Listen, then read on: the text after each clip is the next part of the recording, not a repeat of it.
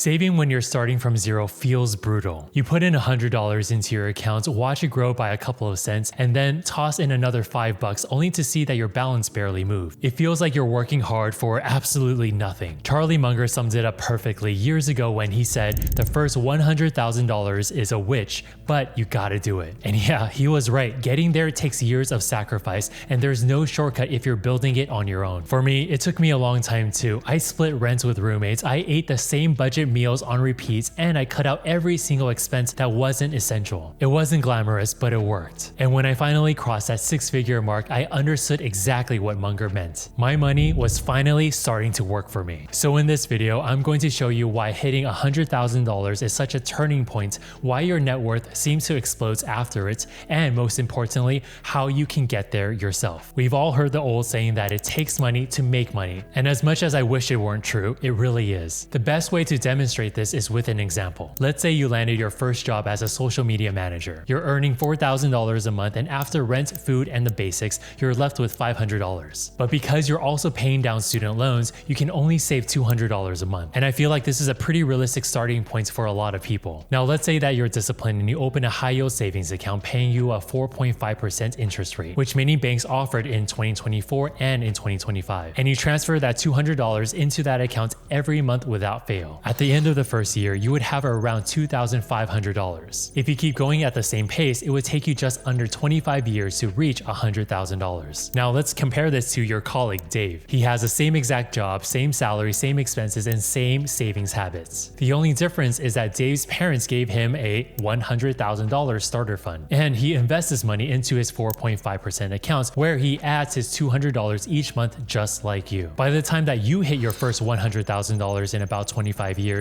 Dave's balance would be more than $300,000. Take away his original $100,000 gift, he still saved more than $200,000 on his own. So how is this even possible? Both of you took the same amount of risk, saved the same amount each month, invested in the same account, and waited the same number of years. And yet, Dave ends up way ahead simply because he started with that lump sum. This is the power of compound interest, where the interest itself is bigger when you have more money, and because each month's interest gets added to your balance, the next month's interest is calculated on a larger amount. For Dave, that snowball effect kicks in right away. For you, however, it might take years to really feel it. So here's what I mean. During your first month with only $200 saved, you'd only earn about 75 cents in interest. Dave, on the other hand, starting with $100,000, earns nearly $375 that same month. Now look at the compounding in month 2. Your balance now is just over $200, so your new interest is still around 80 cents, only a tiny bit more than before. Dave's balance is over $100,300, so his interest jumps to about $377. That's $2 more than the previous month, which alone is more than double your entire interest for the month. The bigger the balance, the bigger each month's interest. And because compounding builds on the previous month, that gap between you and Dave only gets wider and wider over time. That's why hitting $100,000 is such a turning point. Once you're there, the growth just feels real. The effort isn't just coming from your paycheck anymore, it's coming from the money that you already built up. Now I know that not everyone gets a head start like Dave. If you're like me, you have to build your own first $100,000 from scratch. The key is having a clear plan, sticking to it, and finding a community that keeps you accountable. Now I'm hosting an investing class to help people get to their first $100,000.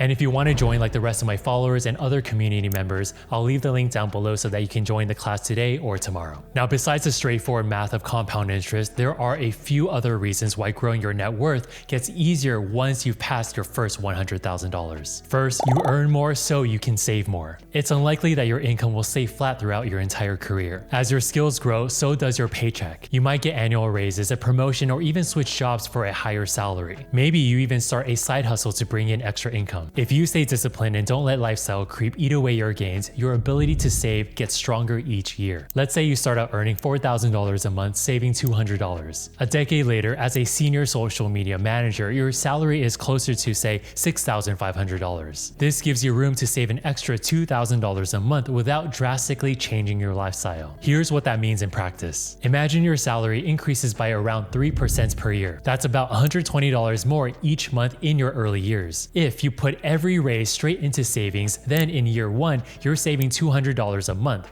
In year 2, it's about $320. In year 3, it's closer to $440, and so on. When you run those numbers at a 4.5% interest rate, you don't hit $100,000 in 25 years anymore. You get there in about 15, which is a full decade sooner. And once you cross that six-figure mark, everything starts to speed up. If it takes you 15 years to hit your first $100,000, the second $100,000 might take only 5 years, and the third could only take 3. That's why people say the first $100,000 is the hardest. After that, the curve steepens and your money starts doing more of the work for you. Second, you get even more when investing. You see, another advantage that you have once you cross that $100,000 mark is that investing your money will offer you much faster returns. I always say for beginners, you just want to keep it simple and invest it into a low-cost index fund or an ETF that maybe even tracks the S&P 500. Historically, the S&P 500 has returned about 10% on average each year. In practice, that number swings up and down depending on the year, but over the long term, it's a fair expectation. So let's look at the difference when both you and Dave choose to invest. You start by adding $200 to the market each month. Dave invests his $200 too, but he also gets that $100,000 starter fund working for him from day one. At an average 10% annual return, you would reach $100,000 in just under 20 years,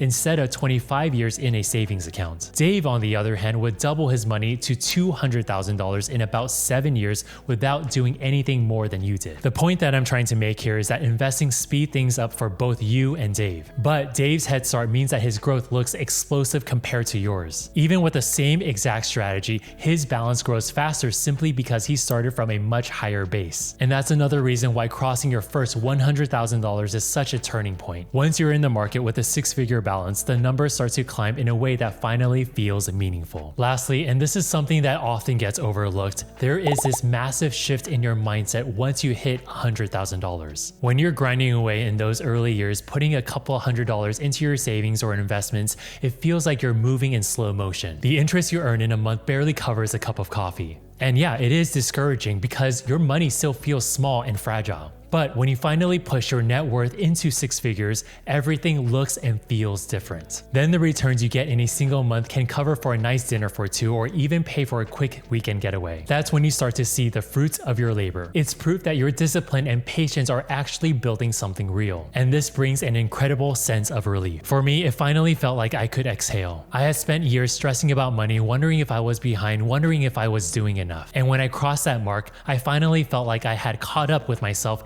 and with my age. It gave me peace of mind because I knew I was on the right path. And something else happens too. You think that reaching $100,000 would make you relax and want to spend a little bit more freely. But for me, it had the opposite effect. I felt extremely motivated. Seeing that number gave me energy and it made me want to keep going, to push harder and to see how far I could take it. I can't fully explain why $100,000 feels so different from, say, $80,000 or $90,000, but it does. There is something about that round number that breaks a mental barrier. And once you're on the other side of it, you see your finances with a whole new level of confidence and clarity. That feeling is what keeps me passionate about teaching people personal finance. I truly want others to experience that same breakthrough for themselves. Now, what you really want to know is, how do you actually reach your first $100,000? The obvious answer is simple. You need to increase your income and decrease your expenses. Now, there are countless ways to do this. You can make the active decision to move to a more affordable neighborhood and live with roommates, saving hundreds of dollars on rent each month. I personally lived with roommates until I was 37 years old, which was just last year, and it helped me save so much money.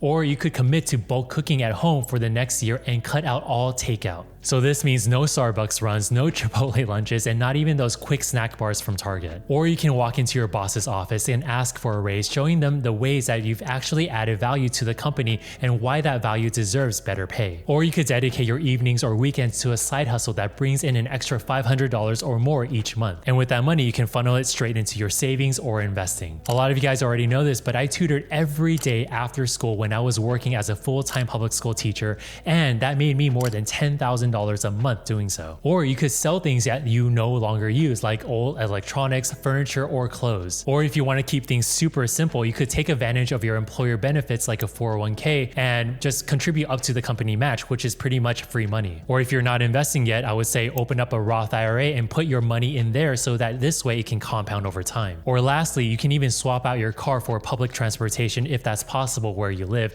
and cut down on gas, insurance, and maintenance costs. Like honestly, this list can go on forever because there are endless ways to save more and earn more. But here's the thing, here's what I want to hammer home. No matter which strategies you choose, you're going to have to make a trade-off if you want to get ahead financially. Charlie Munger was absolutely right when he said that your first $100,000 is going to be the hardest. And I actually held back the second half of that quote until now because I think it really drives the point home. He said, I don't care what you have to do. If it means walking everywhere and not eating anything that wasn't purchased with a coupon, find a way to get your hands on $100,000. And yeah, I get it. That's not what anyone wants to hear. We all like to have our cake and eat it too. But the truth is, if you don't put in the work, you'll only get to $100,000 much later in life, and you may not have enough time left to enjoy the benefits that come after it. If your family can give you a starter fund like Dave's, then yeah, that's amazing. But if they can't, that doesn't mean that you're stuck. It just means that you have to work a little harder. And I truly believe that anyone who stays disciplined can get there. I'm not going to lie to you and say that it's easy, but you can definitely do it. When I was on my way to my first $100,000, what really helped me the most was